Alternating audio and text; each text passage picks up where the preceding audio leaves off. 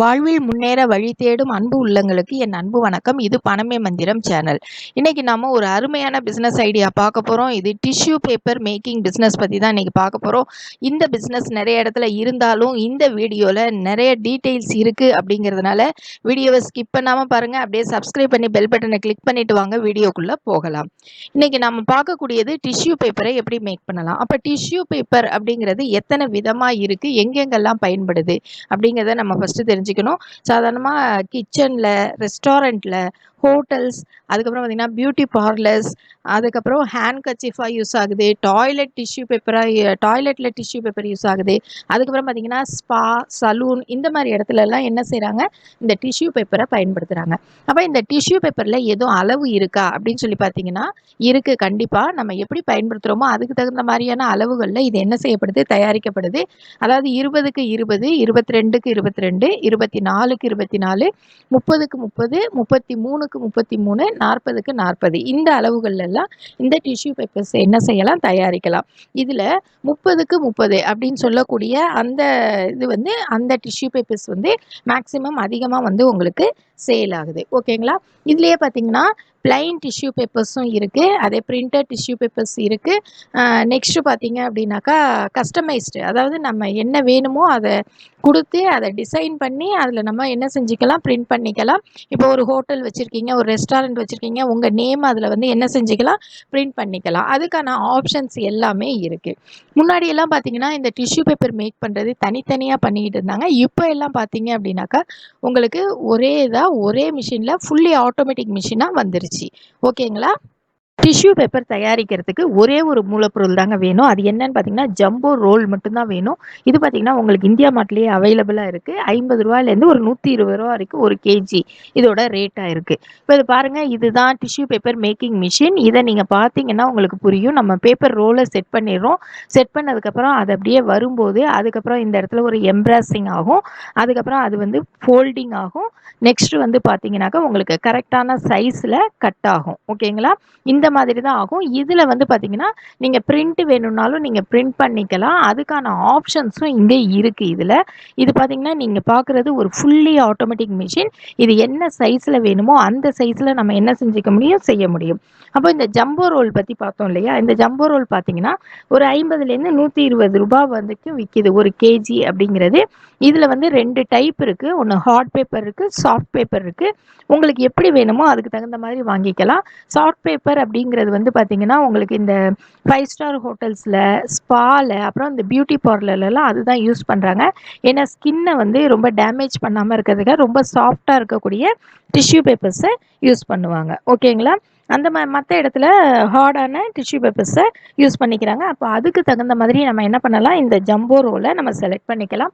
நீங்கள் எங்கே மிஷின் வாங்குறீங்களோ அங்கேயே உங்களுக்கு வந்து என்ன செய்வாங்க, இதுக்கான ட்ரைனிங் கொடுப்பாங்க. எப்படி செய்யணும், எப்படி வந்து ரோல் பண்ணணும், இதில் ஏதாவது சின்ன சின்ன ப்ராப்ளம்ஸ் வந்தால் எப்படி அதை சரி பண்ணிக்கணும், இந்த மாதிரி விஷயங்கள் எல்லாமே நீங்கள் மிஷின் வாங்குகிற இடத்துலையே என்ன பண்ணிக்கலாம், கேட்டுக்கலாம். ஓகே, இப்போ நீங்கள் பிக்சரில் பார்க்குற மாதிரி பார்த்தீங்கன்னா இதில் எத்தனை விதமான மிஷினரிஸ் இருக்குது பாருங்கள், நிறைய இருக்குது. இதில் பார்த்தீங்கன்னா ஒரு 3 லட்ச ரூபாயில் ஆரம்பித்து உங்கள் 10 லட்சம் 12 லட்சம் வரைக்கும் கூட உங்களுக்கு மிஷினோட ரேட்டு போகுது. இதில் ஓரளவுக்கு நீங்கள் ஒரு ஆட்டோமேட்டிக் மிஷின் வாங்கணும் அப்படின்னா ஒரு 5லேருந்து 7.5 லட்சத்துக்குள்ளே நீங்கள் வாங்குனீங்க அப்படின்னாக்கா மிஷின் ரொம்ப சூப்பராக எல்லா ஃபெசிலிட்டியும் அந்த ஒரு மிஷின்லேயே இருக்கும். நீங்கள் தனித்தனியாக எதுக்கும் போகணுங்கிற அவசியம் இருக்காது. அந்த மாதிரி நீங்கள் பார்த்து இதில் வாங்கிக்கலாம். இப்போ நீங்கள் பார்க்குற எல்லா பிக்சருமே இந்தியா மார்ட்டில் அவைலபிளாக இருக்குது. அங்கே போயிட்டு டிஷ்யூ பேப்பர் மேக்கிங் மிஷின் அப்படின்னு சொல்லி போட்டிங்கனாலே உங்களுக்கு வரும். அதில் நீங்கள் உங்களோட நம்பரை கொடுக்கும்போது நீங்கள் உங்கள் காண்டாக்ட் நம்பர்ஸ் வந்து அதில் தெரிஞ்சிக்க முடியும். அந்த காண்டாக்ட் நம்பர்ஸை காண்டாக்ட் பண்ணுங்கள். பண்ணிவிட்டு யார் அதில் லீடிங்கில் இருக்காங்கன்னு பார்த்துட்டு நீங்கள் என்ன பண்ணிக்கலாம், மிஷின் வாங்கிக்கலாம். ஓகேங்களா? இதுதான் இதில் தெரிஞ்சிக்க வேண்டியது. அப்புறம் இந்த மிஷினில் பார்த்தீங்க அப்படின்னாக்கா பிரிண்ட் பண்ணாமல் வெறும் பிளைன் பேப்பராக டிஷ்யூ பேப்பர் தயாரிக்கிறதுக்கு இருக்குது. அது பார்த்திங்கன்னா ரேட் வந்து உங்களுக்கு ரொம்ப கம்மியாக இருக்கும். அதுவே வந்து சிங்கிள் சைடும் பிரிண்ட் பண்ணுறது இருக்குது, டபுள் சைட் பிரிண்ட் பண்ணுறது இருக்குது, அப்புறம் கஸ்டமைஸ்டு பிரிண்ட் பண்ணுறது இருக்குது. நமக்கு எந்த மாதிரி மிஷின் வேணும்னு பார்த்து வாங்கிக்கலாம். இந்த மாதிரி நம்ம ஃபெசிலிட்டி அதிகமாக ஆக அதனுடைய ரேட் வந்து கொஞ்சம் இன்க்ரீஸ் ஆகிட்டே போகும். இது எல்லாத்துலேயுமே தெரிஞ்ச விஷயந்தான் இல்லைங்களா? நெக்ஸ்ட்டு பார்த்தீங்க அப்படின்னாக்கா இந்த டிஷ்யூ பேப்பர் என்ன ரேட்டில் விற்கிது அப்படின்னு சொல்லி பார்த்தீங்கன்னாக்கா ஒரு ரூ. 10லேருந்து ரூ. 30 வரைக்கும் மினிமம் உங்களுக்கு. அதிலே பார்த்தீங்கன்னா ரூ. 35 இருக்குது, ரூ. 65 இருக்குது. நீங்கள் எப்படி பேக்கேஜிங் பண்ணுறீங்க அதை பொறுத்தது, டிஷ்யூ பேப்பரோட சைஸை பொறுத்தது, அதுக்கப்புறம் அது ஹார்டாக சாஃப்டாக அதை பொறுத்தும், பிரிண்ட் இல்லையா அதை பொறுத்தும் இதோட ரேட் வேரியேஷன் இருக்குது. அப்போ நார்மலாக பார்த்தீங்க அப்படின்னா ஒரு பிளைன் பேப்பராக இருந்துச்சு அப்படின்னா ஒரு ரூ. 20, அதுவே பிரிண்டட் ஷீட்டாக இருந்தால் ஒரு 30லேருந்து 35, அதுவே இன்னும் குவாலிட்டியாக நம்ம பேக்கிங்காக கொடுக்கும்போது அது வந்து ஒரு ரூ. 65 வரைக்கும் கூட இந்த டிஷ்யூ பேப்பர் சேல் ஆகுது அப்படிங்கிறத நீங்கள் தெரிஞ்சுக்கலாம். ஓகேங்களா? இப்போ இதில் இன்வெஸ்ட்மெண்ட் அப்போ என்ன வேணும் அப்படின்னு நினச்சிங்கனாக்கா, மிஷின் காஸ்ட் ஏற்கனவே சொல்லிட்டேன். நீங்கள் என்ன மிஷின் செலவு பண்ணுறீங்களோ அதுக்கு தகுந்த மாதிரி உங்களுக்கு இன்வெஸ்ட்மெண்ட் மாறும்.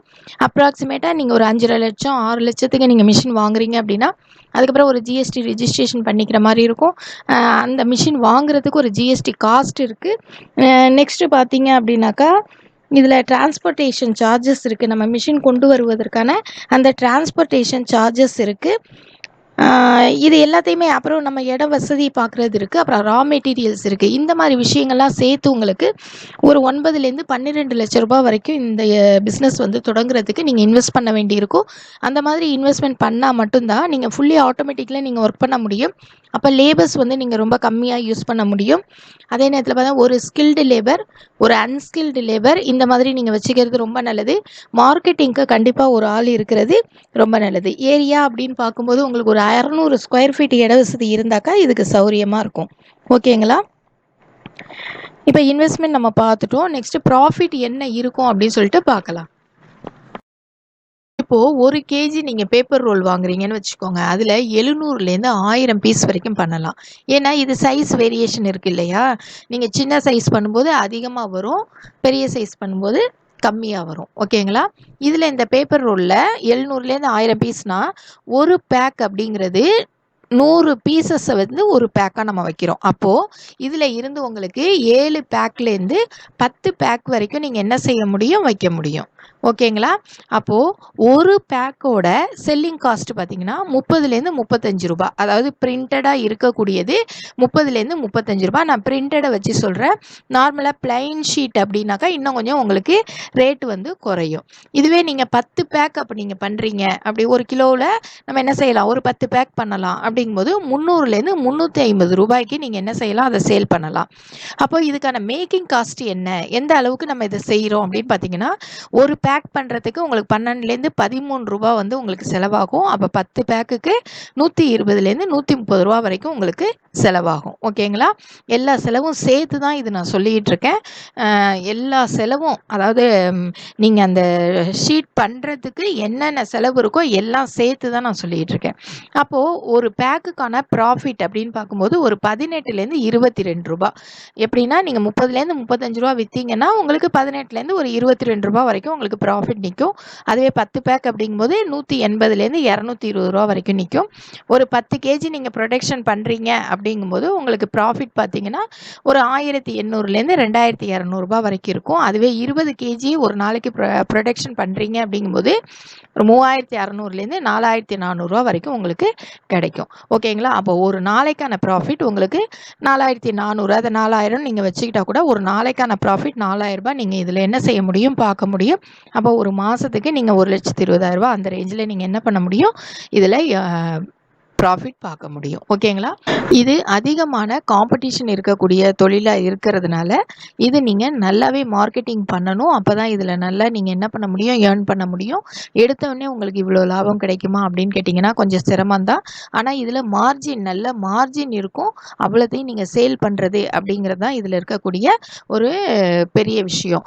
அதுக்கு வந்து நீங்கள் தயாராகணும். அப்போ நீங்கள் பார்க்கும்போது நல்ல ஒரு பேக்கிங்கோடு கொடுக்கறது, அமௌண்ட் வந்து லெஸ் பண்ணி கொடுக்கறது, நெக்ஸ்ட் வந்து பார்த்திங்கன்னா நிறைய இடத்துல மார்க்கெட்டிங்க்கு போகிறது, மார்க்கெட்டிங் எக்ஸிக்யூட்டிவாக ஒரு 2 பேரை வச்சுக்கிறது, இந்த மாதிரி விஷயங்கள் செய்யும்போது நீங்கள் இந்த பிஸ்னஸில் ரொம்ப சக்ஸஸ்ஃபுல்லாக வர முடியும்.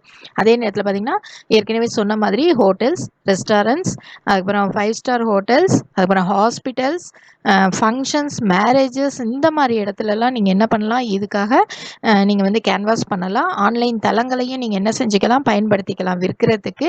இந்த மாதிரியெல்லாம் நீங்கள் பல முறையில் நீங்கள் இதை சேல் பண்ணும்போது இதில் வந்து நீங்கள் நல்லா ப்ராஃபிட் பார்க்க முடியும். கொஞ்ச நாள் கஷ்டப்பட்டால் கூட அதுக்கப்புறம் இந்த பிஸ்னஸில் நீங்கள் சக்ஸஸ் ஆகிட்டீங்க அப்படின்னாக்கா அதுக்கப்புறம் இது ஒரு லாங் டேர்ம் பிஸ்னஸாக இருக்கும் அப்படிங்கிறதுல உங்களுக்கு எந்த சந்தேகமும் வேணாம். இந்த வீடியோ உங்களுக்கு பிடிச்சிருந்தா லைக் பண்ணுங்கள், ஷேர் பண்ணுங்கள், மறக்காமல் சப்ஸ்கிரைப் பண்ணுங்கள். தேங்க்ஸ் ஃபார் வாட்சிங்.